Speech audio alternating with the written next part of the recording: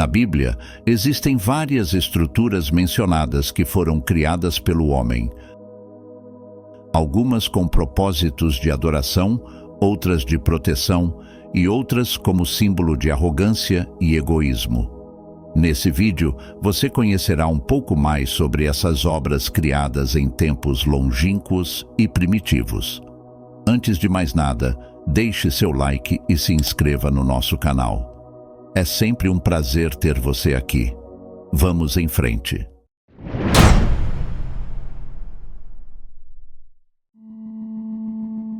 No livro de Gênesis, encontramos a história de um homem chamado Noé.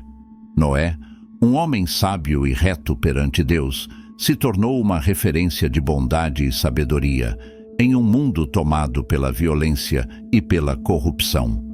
Noé se destacou por sua justiça e fidelidade a Deus, entregando oferendas e ofertas generosas ao Deus soberano. Mas Deus, vendo a iniquidade que se instaurava na humanidade, toda a sujeira e corrupção, se enojou das blasfêmias e podridão que muitos humanos praticavam. Certo dia, Deus falou a Noé, dizendo que enviaria um grande dilúvio para purificar a terra, destruindo tudo o que havia de mal. Mas a Noé e sua família, Deus ofereceu uma oportunidade de salvação. Ele instruiu Noé a construir uma arca, um enorme barco que protegeria a sua vida e de sua família durante a tempestade. Seguindo as instruções divinas, Noé e seus filhos começaram a construção da arca.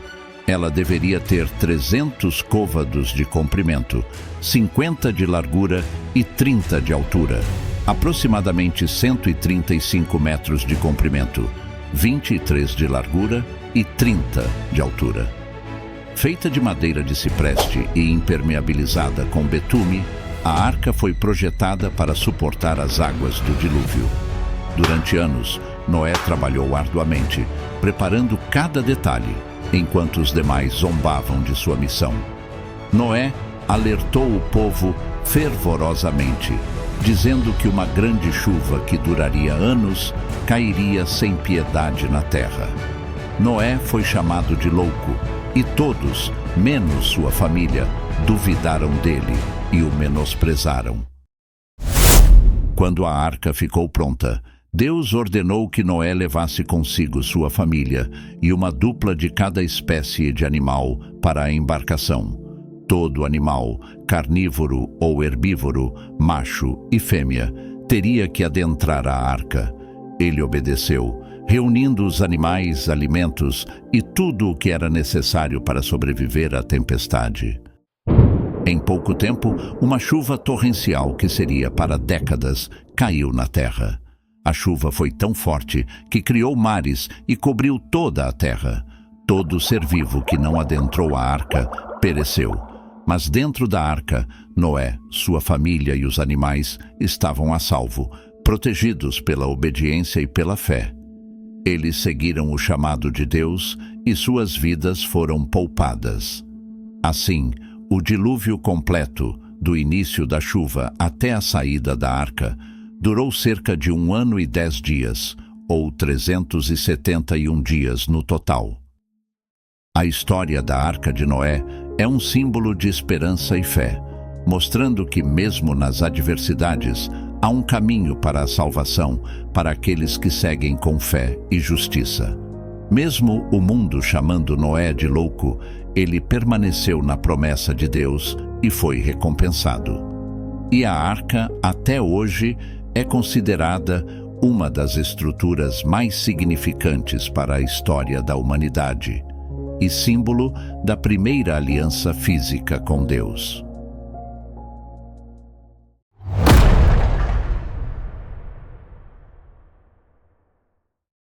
Há muito tempo após o grande dilúvio, os descendentes de Noé se espalharam pelo mundo. Naquela época, todos falavam a mesma língua e viviam em harmonia. Deus havia salvo a humanidade através da arca, após punir os ímpios com o grande dilúvio, que mudou para sempre a história do mundo. Porém, há um preço caro ao confiar na ignorância do homem, preço esse que o próprio homem paga. Muitos desses humanos se multiplicaram e se espalharam pelo mundo, e, em busca de unidade e grandeza, o povo decidiu se estabelecer na terra de Sinar e construir uma cidade com uma torre cujo topo chegasse até o céu. A ideia desse povo era criar essa estrutura para alcançar os céus, ser tão grandes como Deus. Esse monumento seria um símbolo de força e ambição, algo que os uniria para sempre, algo que os aproximaria da grandeza de Deus. Falho o coração do homem. Essa ideia traria uma grande tragédia. Pois o Senhor viu que essa obra era um sinal de orgulho e rebeldia. Ele decidiu então confundir a língua do povo, fazendo com que não se entendessem mais. Incapazes de continuar a construção, eles se dispersaram por toda a terra, cada um falando uma língua diferente. E foi assim que nasceu a diversidade de idiomas e culturas. Acredita-se que o mito tenha sido inspirado no Etemenanque, um zigurate construído na Babilônia, que teria cerca de 90 metros de altura. O Etemenanque era um templo dedicado ao deus Marduk, protetor da cidade. Os acadêmicos que acreditam na historicidade de Gênesis acreditam que a Torre de Babel ficaria na região da Mesopotâmia, entre o rio Tigre e Eufrates, que hoje é território do Iraque. Nimrod ordenou a construção da torre, que teria 212 metros de altura, sendo a maior estrutura criada por muitos anos.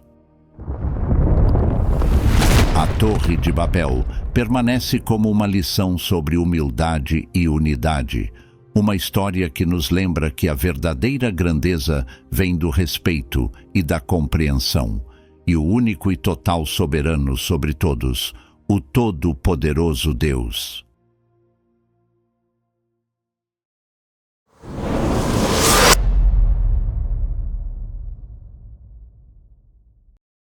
Após a libertação do povo de Israel da escravidão no Egito, durante muitos anos cativos, Deus deu instruções detalhadas a Moisés para a construção do tabernáculo. Este seria um lugar sagrado onde Deus habitaria entre o seu povo durante sua jornada pelo deserto. O Senhor pediu que cada pessoa contribuísse de coração com materiais preciosos, como ouro, prata, bronze, tecidos de linho, peles de animais e madeira de acácia. Moisés recebeu instruções precisas sobre cada aspecto da construção, para que o tabernáculo fosse um reflexo da santidade de Deus. O tabernáculo consistia de 3 áreas principais: o pátio, o lugar santo e o lugar santíssimo. No pátio ficava o altar de sacrifícios e a pia de bronze. No lugar santo havia o candelabro de ouro, a mesa dos pães da proposição e o altar do incenso.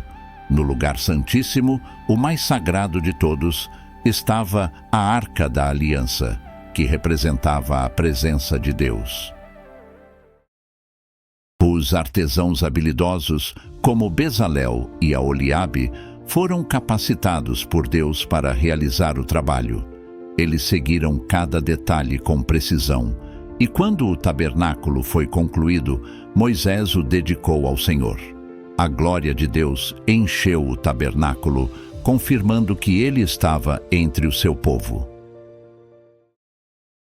O tabernáculo foi um símbolo da presença e proximidade de Deus, onde os israelitas podiam buscar orientação e perdão. Mais tarde, ele se tornaria um modelo para o templo em Jerusalém. Até hoje, a história do tabernáculo nos lembra do desejo de Deus de estar próximo de nós e de que a adoração é uma parte essencial de nossa relação com Ele.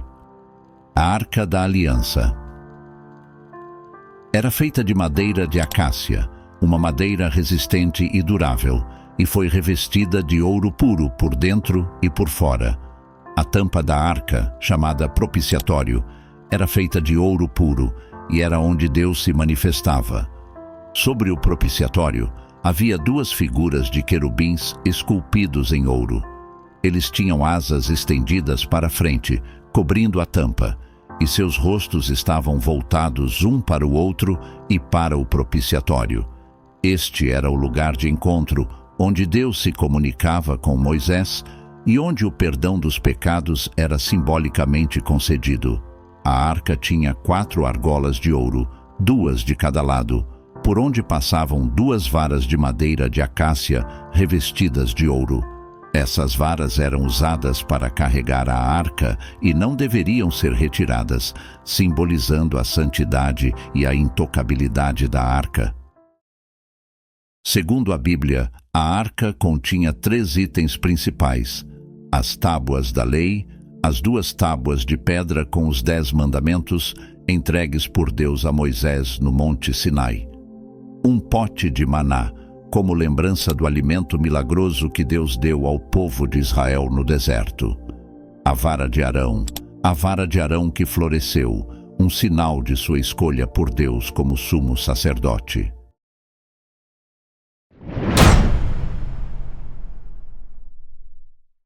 Após a unificação das tribos de Israel e o estabelecimento do reino sob o reinado de Salomão, o desejo de construir uma casa para o Senhor começou a tomar forma. Este templo seria um lugar sagrado de adoração, onde o povo poderia se encontrar com Deus. Deus havia prometido a Davi, pai de Salomão, que seu filho construiria um templo em Jerusalém. Salomão começou a se preparar para esta grandiosa obra. Ele enviou emissários a Hirão, rei de Tiro, para pedir madeira de cedro e outros materiais necessários para a construção. Hirão, admirando a visão de Salomão, concordou em ajudar e enviou tanto materiais quanto artesãos habilidosos. Assim, madeira de cedro e cipreste foram trazidas das montanhas do Líbano, e o templo começou a tomar forma. O Templo de Salomão foi projetado segundo o plano divino. Tinha aproximadamente 27 metros de comprimento, 9 metros de largura e 13,5 metros de altura. O templo era revestido de ouro puro por dentro e tinha detalhes esculpidos em madeira e pedras preciosas. No coração do templo estava o lugar santíssimo, onde a Arca da Aliança seria colocada. A construção do templo durou 7 anos.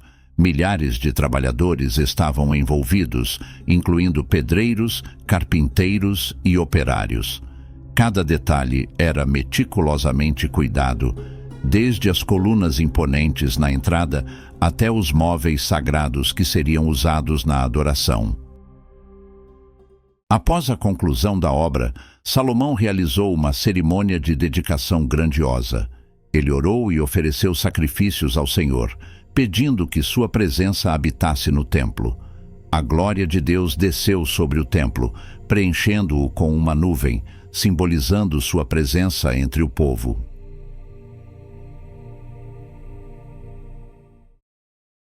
O Templo de Salomão tornou-se um símbolo da adoração a Deus e da união do povo de Israel. Foi um lugar de oração, sacrifício e adoração, lembrando-nos da importância de buscar a presença de Deus em nossas vidas.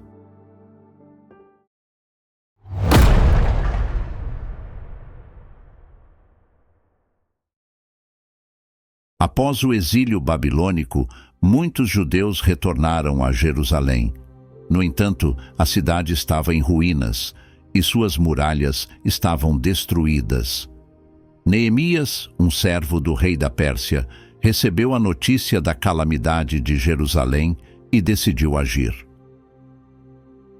Neemias estava profundamente entristecido ao saber que a cidade de seus antepassados estava sem proteção. Ele orou a Deus e pediu coragem para ir a Jerusalém e liderar a reconstrução das muralhas. Com o favor do rei, Neemias obteve permissão para retornar e os recursos necessários para a obra.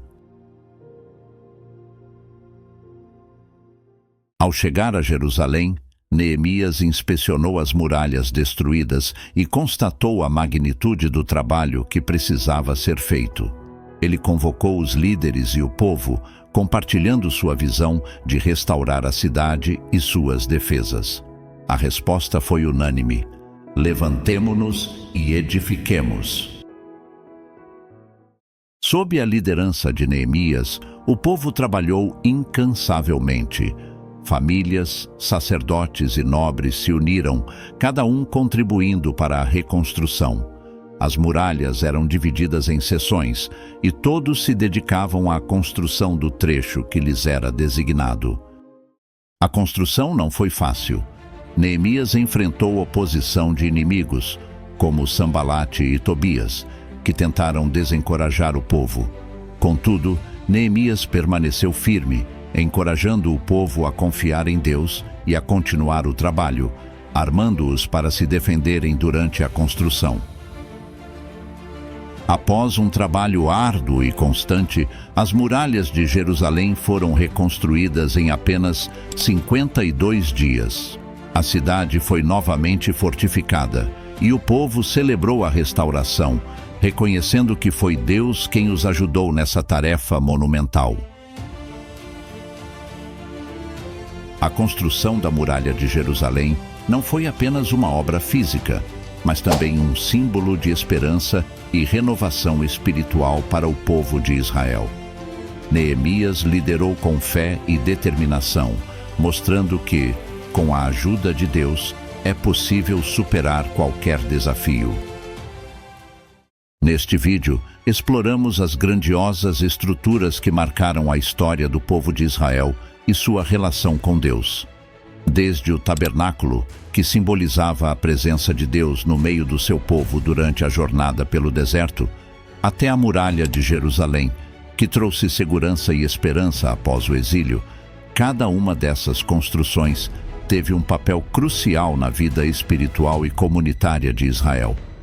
Essas estruturas não eram apenas edificações físicas, elas representavam a busca por um espaço sagrado onde o povo pudesse se encontrar com Deus, adorar e ser lembrado de suas promessas. O tabernáculo e o templo nos mostram que Deus deseja habitar entre nós, e a muralha nos ensina sobre a importância da proteção e da unidade na fé. Assim, ao refletirmos sobre essas edificações, somos convidados a considerar como, em nossas vidas, podemos construir espaços de adoração, segurança e comunidade. Que possamos, como Neemias, sermos motivados a agir e a restaurar aquilo que foi perdido, sempre buscando a presença de Deus em cada aspecto de nossas vidas. Obrigado por assistir. Se você gostou deste vídeo, não se esqueça de curtir, compartilhar e se inscrever para mais conteúdos sobre a rica história e as verdades da Bíblia. Te espero no próximo vídeo. Deus te abençoe.